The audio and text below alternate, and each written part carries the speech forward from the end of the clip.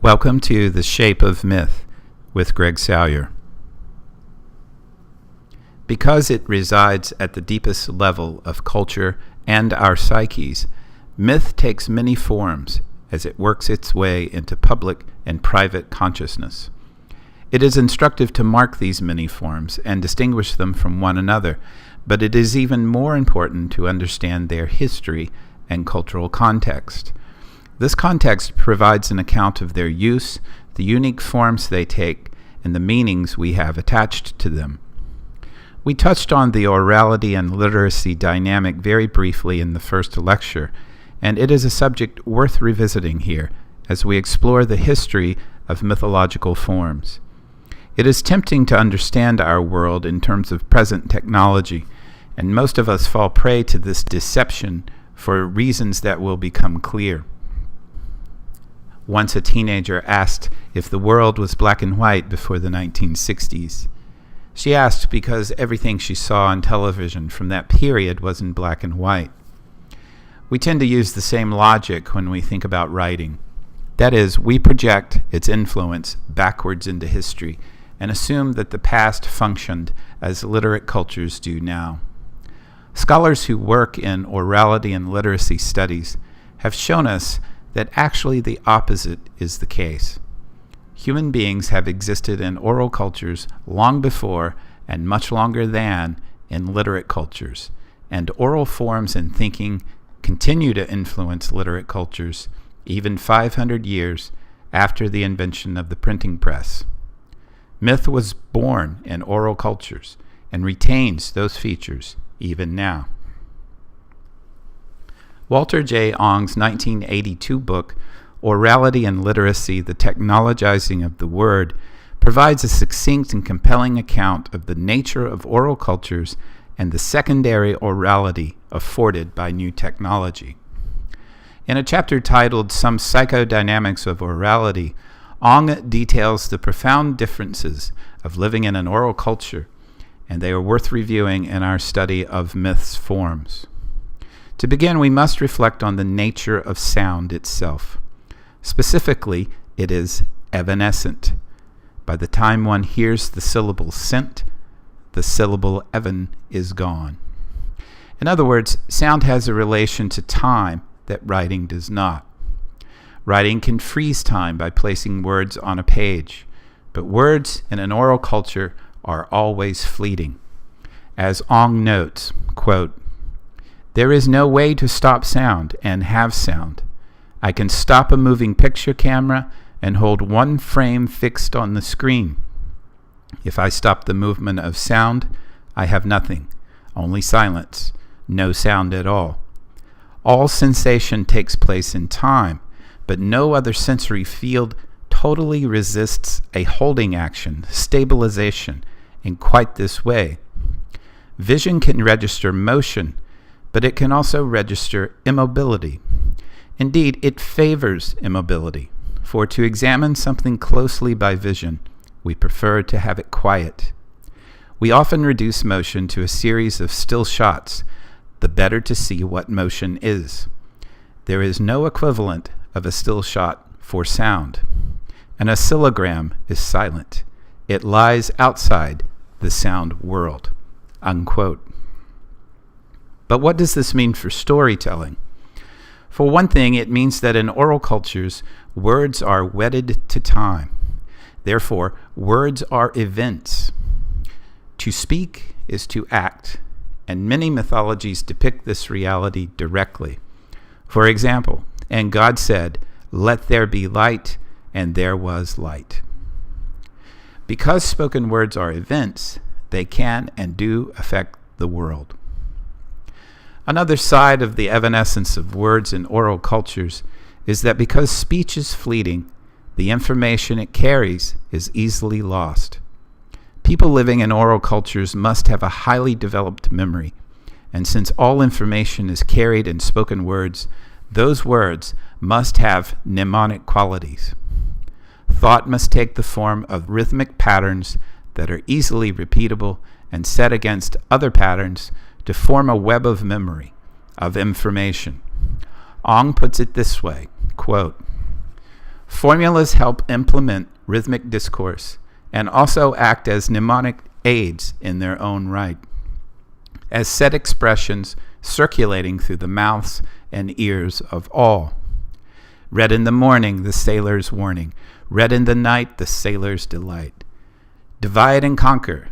To err is human, to forgive divine. Sorrow is better than laughter, because when the face is sad, the heart grows wiser.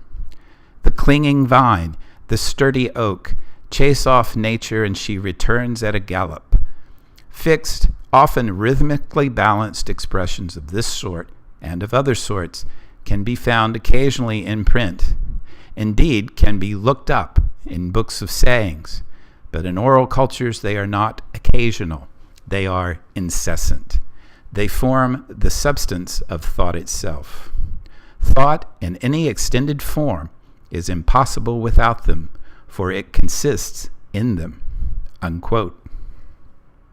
This process describes how works such as the Bible, the Iliad, and the Odyssey can be passed down without a text.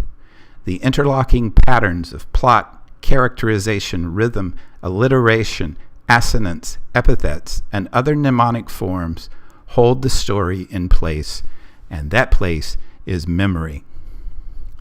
Other features of oral cultures are that they are additive rather than subordinative, which is to say that there is frequent use of conjunctions to string together the mnemonic elements rather than nested clauses and phrases typical of the relatively static grammar and syntax of literacy. Redundancy is also a prominent feature of oral cultures, since the medium must be oversaturated with the necessary information or is lost. The public speaking adage, "Tell them what you're going to say it, then tell them what you said," is drawn directly from oral dynamics. In oral cultures, words are concrete rather than abstract. For example, language will not typically have a word like January for that time of year when it is cold in the northern hemisphere. Rather, it will be the moon of the popping trees to depict a particular lunar cycle when the trees are so cold that they make an unusual sound. In oral cultures, everything is grounded in lived experience. Similarly, conceptual thinking as understood in literate cultures is non-existent in oral cultures. Instead, all thought is grounded in experience. The classic syllogism, in which a conclusion is drawn from two premises, cannot be processed by thinkers in an oral culture, and when presented with the exercise, the following interchange might occur. Anthropologist: in the far north, all bears are white. The Arctic is in the far north. What color are the bears there? Subject: I don't know. I've never been to the far north, but I've seen a black bear. One final observation from Ong for our purposes is that in oral cultures, communication cannot take place without direct human interaction. Information sharing is grounded in the bodies of the speakers and listeners, and if those bodies are not in the same communal space, then no communication can take place and no information can be shared. The impact of these observations upon myth are deep and profound, and any discussion of myth's forms must begin here, where myth was born. First of all, we can note that the strangeness and distance we experience in reading ancient myths is related to the distance we are from hearing them in oral cultures. Myths' forms are oral, but we are reading them as literature. Secondly, if we understand the oral context of the stories, then we can apply it to our reading and imaginatively enter the listener's space. While this effort will never be completely effective, it is more productive than reading a myth solely as a literate product, which will produce dissonance in varying degrees. Finally, and most importantly, while the myth we are reading is lying inert on the page, it was, for the most part of its life, alive and functioning as the primary medium for information in its original context. People depended upon these myths to survive and live together, and both the people and the myths were in dynamic relation. In reading a myth on a page, then, we are functioning something like a forensic anthropologist trying to determine the meaning of a person's life using only his skeleton. Just as we can draw a line from Plato to the missionary in the Eastman story, a line made of logos, or truth, we can also draw a line between an ancient Greek and a modern German linguist when it comes to myth's forms. Both of these theorists view myth through the lens of writing and find it to be a corruption of one kind or another. Euhemerus lived in the century after Plato and may have been the first mythographer, or theorist of myth, to explain how it becomes fable and falsehood. In his lost book, Sacred History, Euhemerus explains how the stories of the gods and their power are exaggerations of historical or folkloric accounts of actual human beings and their unusual gifts and deeds. For example, he argued that Zeus was simply an especially powerful king. Through time and storytelling, an apotheosis occurs as memories fade and legends grow. Like Plato, but with more detail, Euhemerus used logos to undo mythos by showing that myth was excessive language used in regard to natural occurrences. Similarly, a German scholar named Friedrich Max Müller used his training in linguistics to demonstrate that myth was, quote, a disease of language, unquote. Müller uses the myth of Phobos, Apollo, and Daphne to explain his theory. Daphne was a beautiful wood nymph who was being pursued by the lustful Apollo. Just as she was about to be overtaken, Daphne called out for help and was turned into a laurel tree, thereby frustrating Apollo's desires. Müller claims that far from being a story about the gods and humans, it is instead a simple description of an everyday occurrence that has been infected by myth. He points out that the name of the god has etymological roots to the word sun, and that the name of the has roots in the word dawn. So the myth is actually a description of the sun chasing away the dawn. After its mythological infection, however, it becomes the story of lustful Apollo and the shy wood nymph, complete with a concerned father and moral implications. There are a number of problems with Müller's interpretation, but it is interesting that he has to tell a good story to debunk an older good story. His is a good story because it confirms our deep belief in the power of rationality over fantasy, of logos over mythos, which is itself Western culture's story, its myth. There are 4 basic types of myth. Cosmic myths. The word cosmos is Greek for order and refers to the order of the universe or cosmos. Cosmic myths, then, are about the big issues, the world and our place in it. More specifically, they concern creation, destruction, heaven, and hell. Obviously, here's where the cosmological function comes into play most profoundly, but not exclusively. Myths of the gods. Most understandings of myth, both scholarly and popular, center on stories of the gods. God is a necessary and common subject for myth, since it reaches beyond the experience of the quotidian and into the realm of the unknown, which is often the home of the divine. Hero myths. This is possibly our favorite type of myth because it is about us instead of the gods or the cosmos. Hero myths represent humans reaching their full potential, usually by overcoming the natural resistance of the universe, the social resistance of other humans, and the powerful resistance of the gods. Sometimes reaching that full potential even means apotheosis, or becoming divine. Place and object myths. This is a more general category that includes stories of the origin of sacred spaces, particular objects, and even the body itself. These myths often provide rationales and scripts for ritual actions.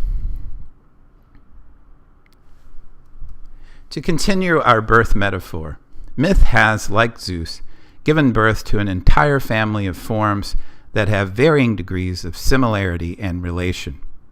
Here are brief explanations of these related forms and their family resemblances and differences. Fable. Unlike myth, a fable is usually didactic in nature and thus has a moral to its story. Fables are also generic in terms of details, while myths are typically specific in terms of contexts. Fables serve mainly the societal function, while myth serves all four: the mystical, the cosmological, the societal, and the psychological. Folktales. The differences between folktales and myths are subtle, but not ultimately important, since they have to do mainly with arguments about terminology. The most significant difference has to do with who is telling the tale, the folk or an elite person.